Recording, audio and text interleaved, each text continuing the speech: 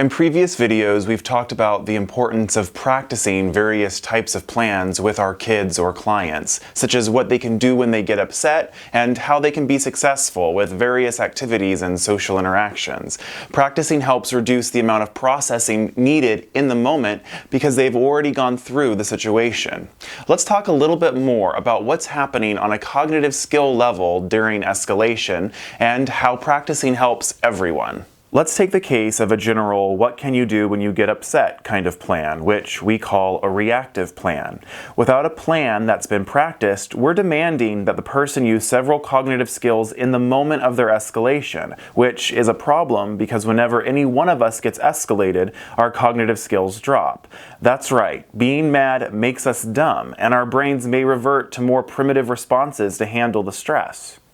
This means that without practicing the plan, our kid or client will need to understand what's going on, stay calm enough to figure out an appropriate course of action, think through the consequences of each possible course of action, and then follow through, all while resisting impulses coming from the more primitive parts of their brain.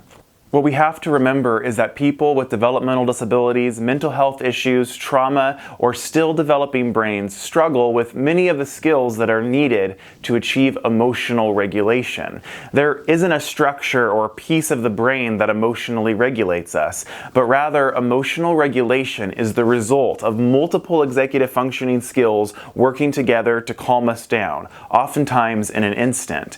When you don't have these skills, even on a good day, you're missing critical tools, which may mean that you're more likely to get upset over small stressors, or that when you do get upset, you engage in behaviors beyond just being mad, like physical aggression, property destruction, or other challenging behaviors. By practicing the plan, we can help the person shortcut to emotional regulation more easily because we're helping them process information and make the right choice ahead of time. After we identify some coping strategies, we can have our kid or client practice them. We may practice randomly or set a structured time.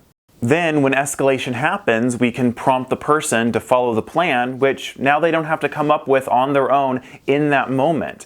It would be best if our prompt was nonverbal, such as pointing to an object that we designated means it's time to follow the plan. Of course, when we were practicing the plan, we point to the object to get that practice going. Now, instead of having to use all of the skills needed to emotionally regulate on their own, our kid or client can think about the plan which we've already discussed and practiced. They may resist at first, which is why it's important that we avoid talking. When we talk, we demand that their brain use various cognitive skills, which is the last thing they need right now. Our hope is that, even if they struggle at first, as they have more time to think about the plan, they'll begin the calming process. Once they get to the point of following through on the plan and engaging in a coping skill, hopefully they'll calm down quickly and with fewer challenging behaviors.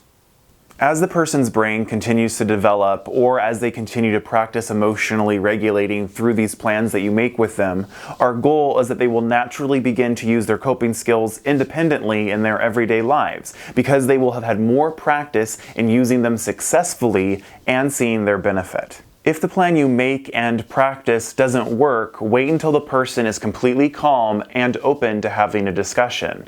This may need to happen on a different day than the day of the escalation. With both of you calm and not invested in the moment, you can talk about why the plan didn't work and make a plan to help it be more successful the next time.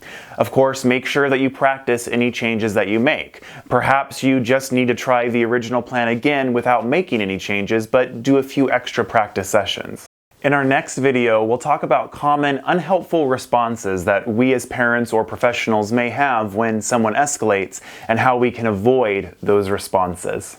As you know, our videos are free to everyone, and so I'm completely reliant on those who watch them and believe in me to keep them going.